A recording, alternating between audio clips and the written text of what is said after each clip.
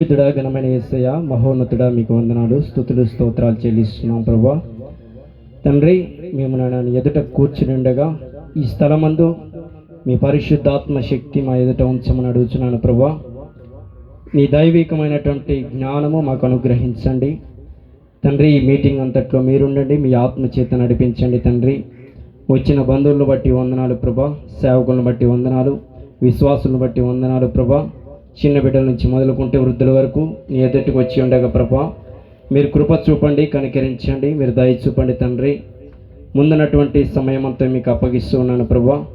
నీ మహిమార్థమై జరుగుటకు సహాయం చేయండి. రవిరాజ్ గారిని పుష్పముని జ్ఞాపకం చేసుకోండి. వారి ఇరువురు పట్ల ప్రభా మీకు ఒక గొప్ప కార్యాన్ని జరిగించండి.